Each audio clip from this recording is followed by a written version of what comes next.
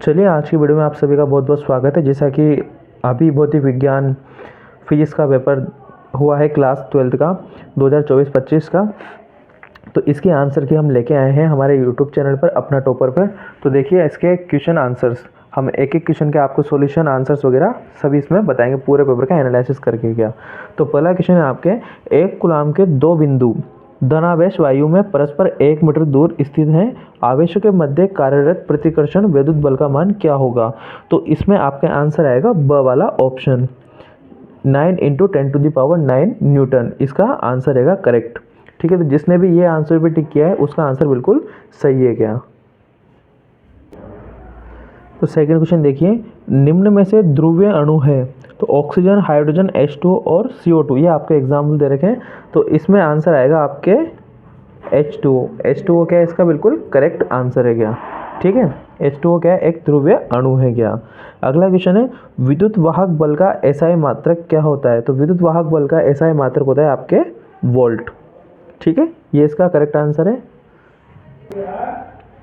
देखिए अगला क्वेश्चन, एक लंबे सीधे तार से 35 एम्पीयर विद्युत धारा प्रवाहित हो रही है। तार से 20 सेंटीमीटर दूरी पर स्थित किसी बिंदु पर चुंबकीय क्षेत्र B का परिमाण क्या होगा। तो इसमें आंसर आएगा आपके 3.5 × 10⁵, ये इसका आंसर आ जाएगा क्या।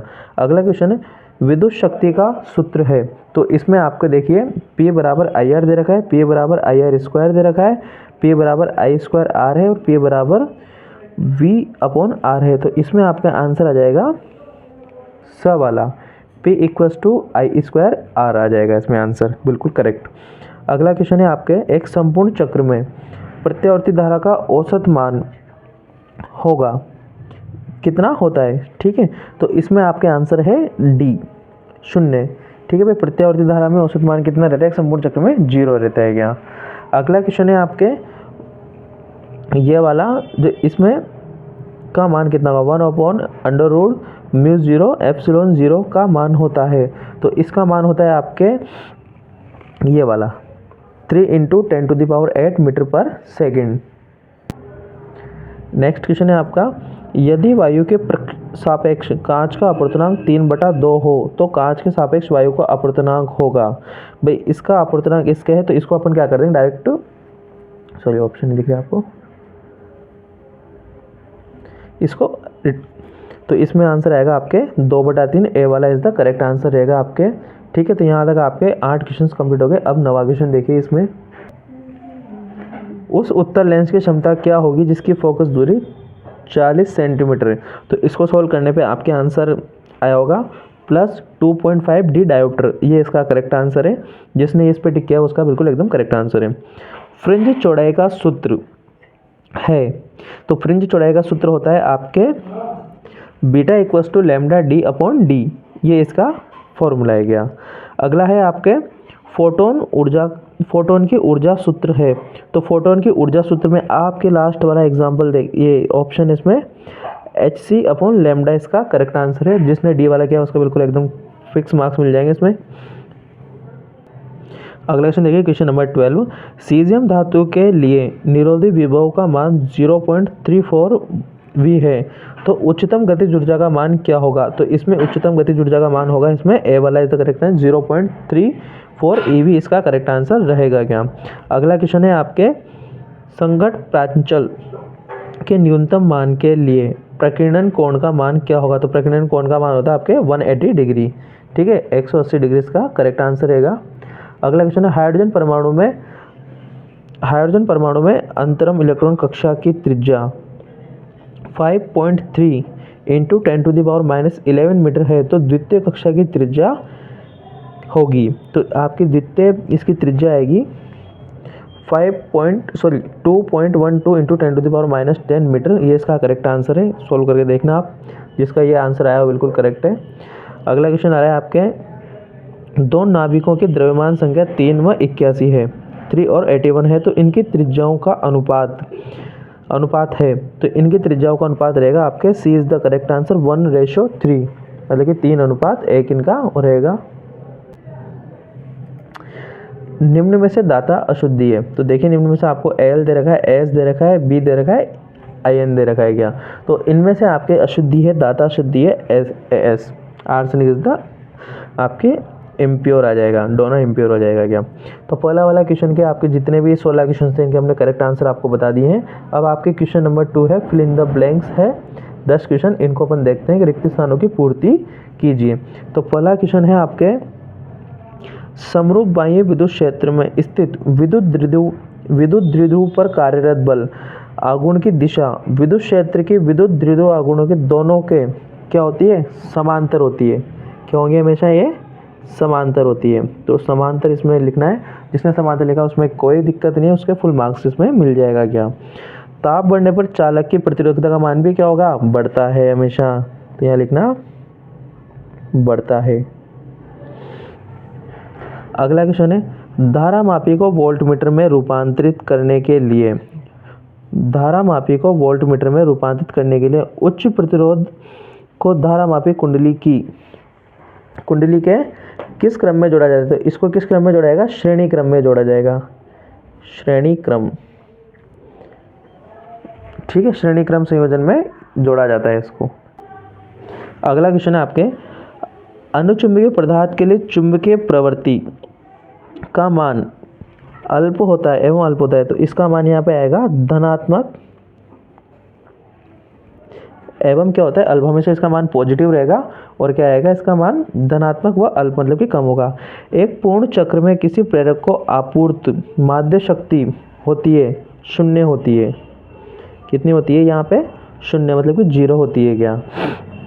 अगला क्वेश्चन है गोले दर्पण की वक्रता त्रिज्या का मान फोकस दूरी का क्या होता है, हमेशा दुगना होता है,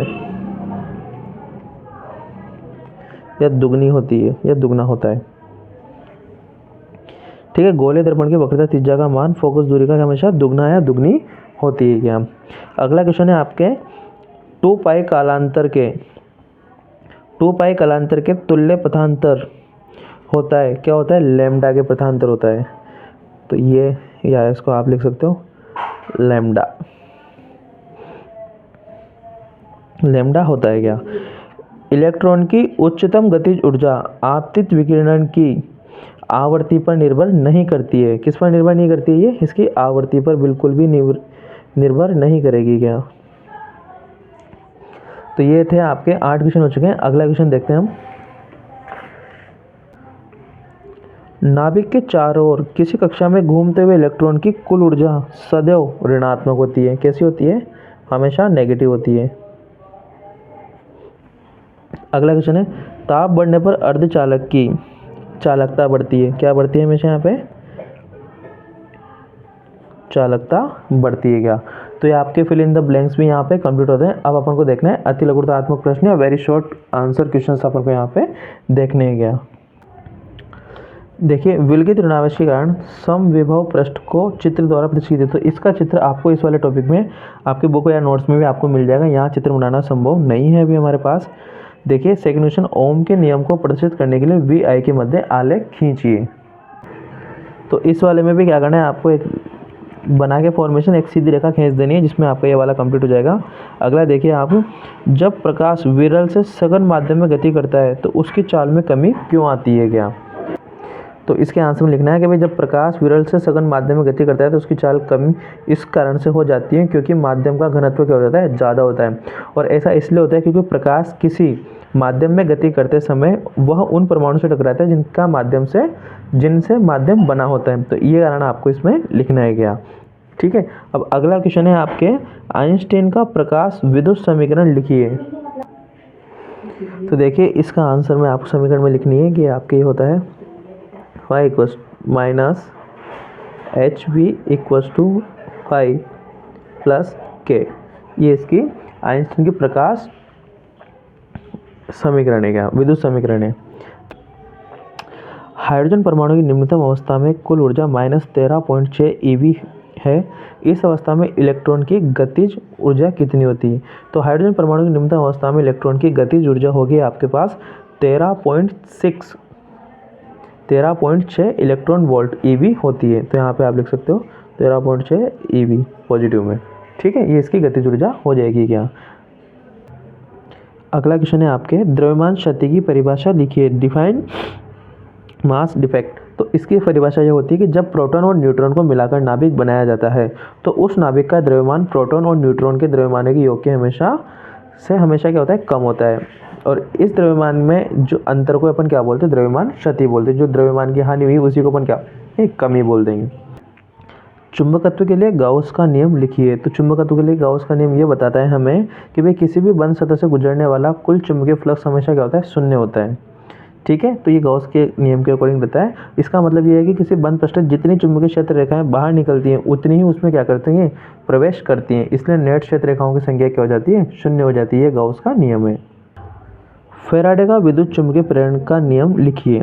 तो इसमें आपको लिखना है कि फैराडे का नियम के अकॉर्डिंग बंद पथ के चारों ओर विद्युत चालक बल पथ द्वारा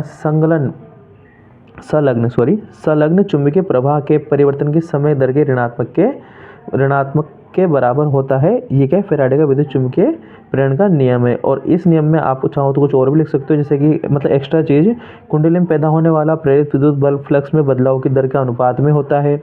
अगर चालक परिपथ बंद है तो उसमें एक धारा प्रेरित होती है जो कि प्रेरित धारा कहते हैं। ये अभी आप इसमें लिख सकते हो क्या। इसी के साथ आपके सेक्शन ए यहाँ पे पूर्ण रूप से कंप्लीट हो जाता है। इसमें अपन ने तीनों क्वेश्चनों को कर लिया, MCQ, fill in the blanks और वेरी शॉर्ट क्वेश्चन इसमें अपन ने कर लिया। अब अपन देखने वाले हैं खंड ब या सेक्शन बी। सेक्शन बी में देखिए चौथा प्रश्न, एक समांतर प्लेट संधारित्र की प्रत्येक चालक प्लेट का क्षेत्रफल a तथा उनके बीच पृथक्करण दूरी d है। तो इसकी धारिता सूत्र व्युत्पन्न कीजिए, प्लेटों के मध्य पूर्णतः निर्वात है। तो इसके लिए आपको डेरिवेशन करना पड़ेगा, जो कि आपको अभी यहाँ बताना इस शॉर्ट वीडियो में संभव नहीं है। आप इसकी वीडियो में जाके इसको भी देख सकते हो या फिर आपके नोट्स में आपको ये चीज़ मिल जाएगी क्या। अगला देखिए, 10 वोल्ट और नगण्य आंतरिक प्रतिरोध की बैटरी एक घनीय परिपथ जाल नेटवर्क के विकिरण सम्मुख कोणों से जुड़ी है। परिपथ जाल में 1 ओम प्रतिरोध के 12 प्रतिरोध है। परिपथ जाल का समतुल्य प्रतिरोध ज्ञात करना है। तो ये क्वेश्चन भी आपको इसमें अभी कम समय में संभव नहीं हो पाएगा, तो हम डेफिनेशन और जितना हो सकता है उतना हम बताने की कोशिश कर रहे हैं। तो इस क्वेश्चन को भी आप नोट से आप देख लीजिएगा। अगला क्वेश्चन देखिए आप, किसी बाह्य चुंबकीय क्षेत्र में स्थित प्रतिचुंबकीय पदार्थ एवं अनुचुंबकीय पदार्थ के लिए चुंबकीय क्षेत्र रेखाएं कीजिए। तो आपको बीच में मैग्नेट बनानी है सबसे पहले उसमें बनाने के बाद आप उसमें से उनको बाहर की ओर निकाल दें चुंबकीय क्षेत्र रेखाओं को। तो जो बाहर जाने वाले चुंबकीय क्षेत्र रेखाएं वो प्रतिचुंबकीय पदार्थ की रेखाएं होंगी क्या। तो वो वाला डायग्राम जिसने बनाया उसका करेक्ट आंसर है। अनुचुंबकीय पदार्थ के चुंबकीय क्षेत्र रेखाएं, भाई ये चुंबकीय क्षेत्र रेखाएं हवा के बजाय नमूने से होकर गुजरती हैं। ये काल्पनिक रेखाएं होती हैं, चुंबक के अंदर की ओर से जाएंगी। तो इनको अपन दर्शा नहीं सकते, इसको काल्पनिक के रूप में मानते, तो आप डायरेक्ट अंदर की ओर से इनको निकाल दीजिए और ये एक ही दिशा में इंगित होंगे हमेशा क्या। देखिए, कमला एक स्थिर साइकिल के पेडल घुमाती है। पेडल का संबंध 100 फेरों तथा 0.10 मीटर स्क्वायर क्षेत्रफल वाली एक कुंडली से है। कुंडली प्रति सेकंड में आधा चक्कर कर पाती है तथा ये 0.01 टेस्ला तीव्रता वाले समरूप चुंबकीय क्षेत्र में जो कुंडली के घूर्णन अक्ष के लंबवत रखी है। कुंडली में उत्पन्न होने वाली अधिकतम वोल्टता ज्ञात कीजिए। देखिए, अब यहाँ से आपके ये न्यूमेरिकल्स स्टार्ट हो रहे हैं। तो न्यूमेरिकल्स इस शॉर्ट वीडियो में बताना हमारे लिए पॉसिबल नहीं होगा, क्योंकि हमने आपके लिए MCQ fill in the blanks और शॉर्ट जो क्वेश्चन थे उनके आंसर हमने इस वीडियो में बताने का पर्पस था। कुछ डेफिनेशन वाली चीज़ें थी जो हम आपको बता सकते थे।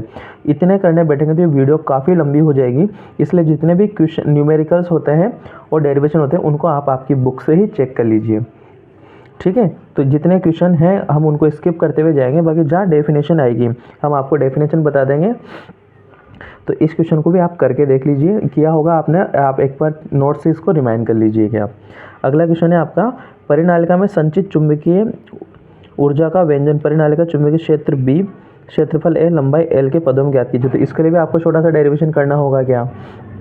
तो डेरिवेशन और न्यूमेरिकल आपको स्वयं से ही चेक करने हैं क्या, क्योंकि वीडियो लंबी हो जाएगी अगर हम एक एक चीज़ को आपको बताने बैठेंगे यहाँ पे। तो उन विद्युत चुंबकीय तरंगों का नाम लिखिए जो, देखिए फर्स्ट में दे रखा है, मांसपेशियों खिंचाव को दूर करने में सहायक होती है। उन विद्युत चुंबकीय तरंगों के नाम लिखिए जो मांसपेशियों खिंचाव को दूर करने में सहायक होते हैं। तो मांसपेशियों खिंचाव को दूर करने में सहायक विद्युत चुंबकीय तरंग में आएगा आपके अचरत तरंगे, या इनको आचरत तरंगे भी अपन कहते हैं। ठीक है, आचरत तरंगे होती है और आचरत क्षेत्र के अंदर ये पाई जाती हैं क्या। देखिए जल शोधन में जीवाणु मारने में उपयोग होती है, तो इसमें आएगा अल्ट्रासोनिक तरंगें। यहाँ पे इसका सही आंसर है क्या। अगला क्वेश्चन है आपका, एक छोटी दूरबीन के अभिदृश्यक और नेत्रिका की समझ क्षमता 3D एवं 27D डायोप्टर है। दूरबीन की आवर्धन क्षमता, तो बच्चों ये भी आपको फॉर्मूला लगा के आपको खुद सोल्व करना पड़ेगा। अगला क्वेश्चन है आपके, प्रकाश के विवर्तन को परिभाषित कीजिए। तो प्रकाश के विवर्तन के अनुसार, देखिए प्रकाश के विवर्तन के अनुसार प्रकाश किरणों का स्पष्ट झुकाव या फैलाव है। जब प्रकाश किसी छोटे छिद्र या अवरोध से गुजरता है तो वह किनारों से मुड़ जाता है। इस घटना को अपन क्या बोलते हैं, प्रकाश का विवर्तन कहते हैं। और अगर आपको इसमें और एक्स्ट्रा लिखना चाहते हो तो आप लिख सकते हो कि प्रकाश के अलावा ध्वनि, जल तरंग और विद्युत चुम्बकीय तरंगों में भी क्या होता है, विवर्तन होता है। प्रकाश के विवर्तन के कारण प्रकाश के तरंग के रूप में व्यवहार करना। प्रकाश के विवर्तन के एग्जाम्पल आप इसमें, जब प्रकाश किसी दीवार या दरवाजे से टकराता है तो वह तरंग ऊर्जा वस्तु छेद के चारों ओर से क्या होती है, मुड़ जाती है क्या। इसमें आप ये आंसर लिखना है। 12वां क्वेश्चन है, व्यतिकरण करने वाली दो तरंगों, प्रकाश तरंगों के आयामों का अनुपात 4:3 है, तो अधिकतम और न्यूनतम तीव्रता का अनुपात ज्ञात कीजिए। तो इसके लिए भी आपको ये करना पड़ेगा, तो ये हमारे लिए संभव नहीं हो पाएगा बताना समय के अभाव के कारण। अगला क्वेश्चन देखिए, प्लेटिनम और पोटेशियम के कार्यफलन क्रमशः 7.50 EV एवं 2.50 EV है। पोटेशियम प्लेटिनम में देहली आवर्ती का अनुपात ज्ञात कीजिए। इसके लिए भी आपको डेरिवेशन से कंप्लीट कीजिए इस क्वेश्चन को भी। अगला क्वेश्चन है, बोर के परमाणु प्रतिरूप की दो सीमाएं लिखिए। तो इस वाले क्वेश्चन का आंसर में लिखना है आपको, बोहर के मॉडल में एक नाभिक होता है जो नाभिक के चारों वृत्ताकार रूप में घूमते दुर्भाग्यपूर्ण इलेक्ट्रॉन से घिरा होता है। और बोहर ने पाया कि नाभिक से दूर पाए गए इलेक्ट्रॉन में अधिक ऊर्जा होती है और नाभिक के पास पाए गए इलेक्ट्रॉन में कम ऊर्जा होती है। तो इस दोनों को आप इसमें लिख सकते हैं। अगला क्वेश्चन है, नाभ के विखंडन और नाभ के संलयन में दो अंतर लिखिए। तो इसमें पहला अंतर आप लिख सकते हैं, नाभ के विखंडन में एक भारी परमाणु दो हल्के परमाणु में बढ़ जाता है, जबकि नाभ के संलयन में दो हल्के परमाणु मिलकर एक बड़ा परमाणु बनाते हैं। और अगला लिख सकते हैं आप, नाभ के विखंडन में कम ऊर्जा की जरूरत होती है, जबकि नाभ के संलयन में बहुत ज़्यादा ऊर्जा की आवश्यकता होती है। इसके अलावा भी आप लिख सकते हैं, नाभ के विखंडन में उत्सर्जित ऊर्जा की मात्रा नाभ के संलयन से कम होती है, ठीक है। और नाभ के विखंडन एक ऊष्माक्षेपीय अभिक्रिया है, जबकि नाभ के संलयन एक ऊष्माशोषी अभिक्रिया है। देखिए सेक्शन सी आ चुका है, गाउस के नियम द्वारा अनंत लंबाई के एक समान आवेशित सीधे तार के कारण किसी बिंदु पर विद्युत क्षेत्र का व्यंजक उत्पन्न कीजिए। देखिए सारे डेरिवेशंस और क्वेश्चंस आपको आपके नोट से चेक करने हैं, बाकी जहाँ डेफिनेशंस और MCQs और फिल इन द ब्लैंक्स उनको हम कंप्लीट करवा रहे हैं आपके। तो ये भी आपके डेरिवेशंस आपको खुद कंप्लीट करना है, इसकी सूत्रपत्ति भी आपको खुद को चेक करनी है क्या। 17 क्वेश्चन में दे रखा है, एम्पियर के परिपथीय नियम की सहायता से अनंत लंबाई के सिद्ध धारावाही चालक तार के कारण उसमें r दूरी पर स्थित किसी बिंदु चुंबकीय क्षेत्र व्यंजक उत्पन्न करना है। तो बच्चों ये वाला भी आपको नोट से ही, इसको आप कंफर्म रीचेक कर लीजिएगा।